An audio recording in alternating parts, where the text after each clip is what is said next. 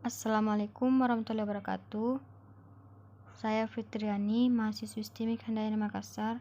Di sini saya akan menjelaskan menggunakan metode Cummins, yang dimana studi kasusnya saya dapatkan dari Google yang berjudul Klasterisasi Penjualan Alat-alat Bangunan menggunakan metode Cummins, studi kasus di toko Adi Bangunan. Tahapan proses Cummins. Algoritma Cummins adalah metode clustering yang paling sederhana dan umum. Hal ini dikarenakan Cummins mempunyai kemampuan mengelompokkan data dalam jumlah yang cukup besar dengan waktu yang komputasi yang relatif cepat dan efisien.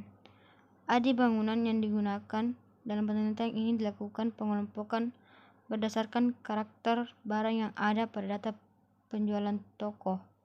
Yang satu laris, clustering 1, 2 tidak laris, clustering 2. Langkah selanjutnya adalah menentukan jumlah cluster. Adapun cluster yang diinginkan terdiri atas 2 cluster. Kemudian pemberian nilai centroid yang diambil secara acak dari tabel berikut dengan menggunakan formula di mana J adalah nomor indeks kriteria. Langkah berikutnya adalah menghitung jarak menggunakan rumus excluded index.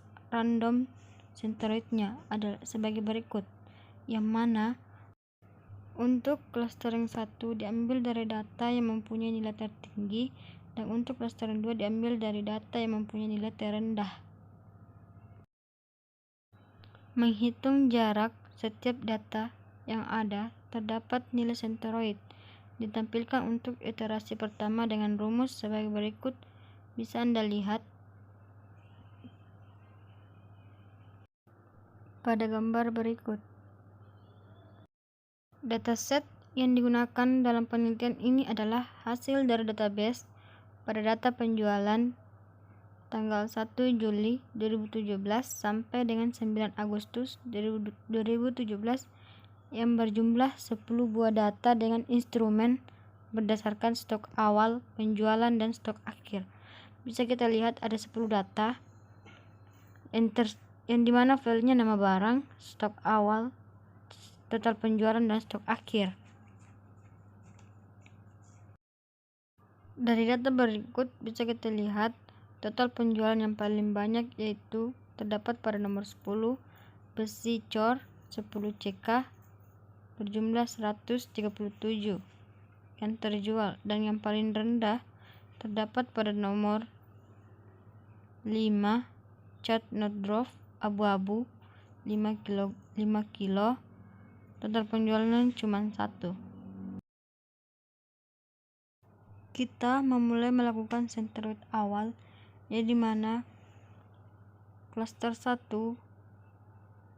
berjumlah 104, 70 dan 28, cluster 2 berjumlah 3 dan 0. Pada proses ini untuk menentukan centroid awal, clustering 1 diambil dari data keempat dan clustering 2 diambil dari data ketiga berdasarkan dari jumlah tertinggi dan jumlah terendah.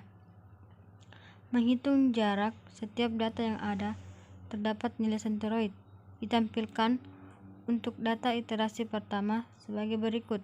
Bisa kita lihat pada gambar berikut ini.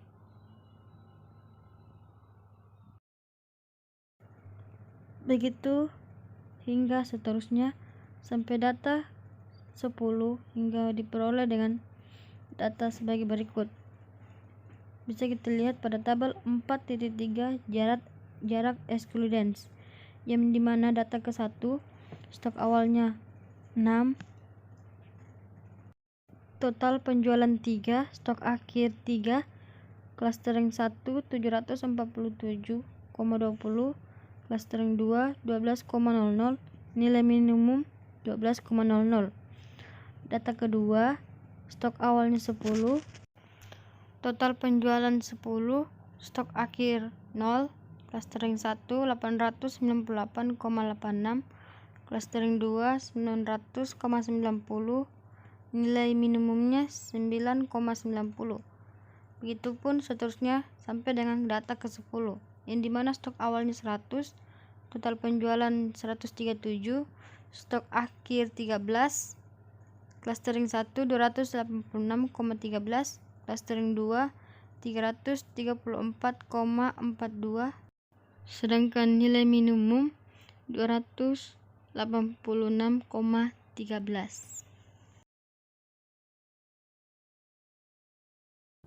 Langkah berikutnya adalah menentukan letak klaster dengan cara membandingkan antara dua klaster.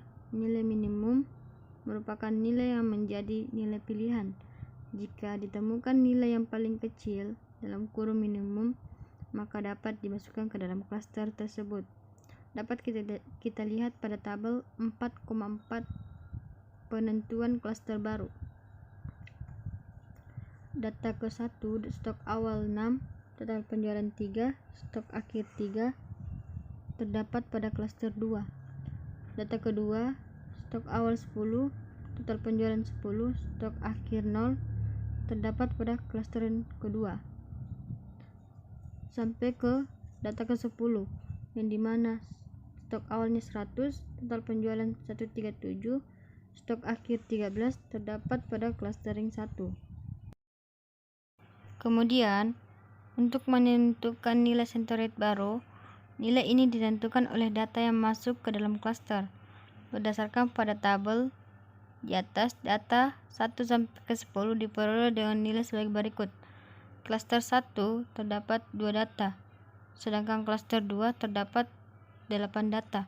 Untuk menentukan nilai center rate baru, dapat kita lihat pada tata cara berikut. CK sama dengan jumlah dari nilai yang masuk ke dalam klaster per jumlah data yang masuk. Untuk center rate pertama, CK 1 sama dengan 104 ditambah 100 per 2 sama dengan 102. CK 2 sama dengan 76 ditambah 137 per 2 sama dengan 106,5.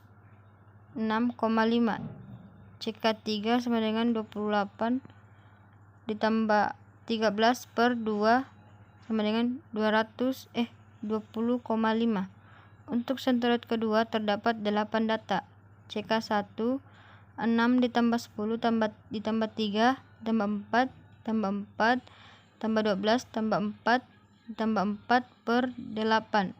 Hasilnya sama dengan 5,0875. CK 2 sama dengan 3 ditambah 10 ditambah 3 ditambah 1 ditambah 1 ditambah 6 ditambah 4 ditambah 3 per 8, hasilnya 3,875.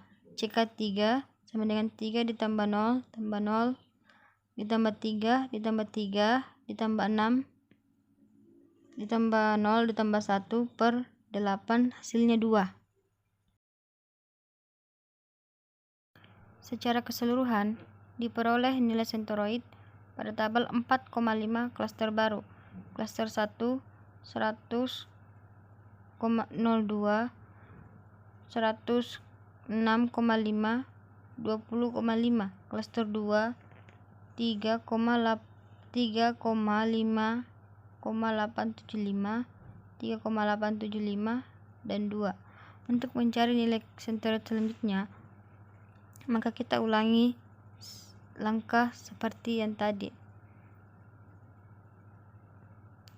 Data akhir adalah jika langkah-langkah di atas diulang dengan langkah-langkah yang sama hingga menghasilkan pada suatu klaster tepat sama dari data sebelumnya dengan data pada tanggal sesudahnya, atau dengan kata lain tidak dapat berubah selagi posisinya pada klaster posisi pada setiap klaster terdapat dipilih pada tabel berikut.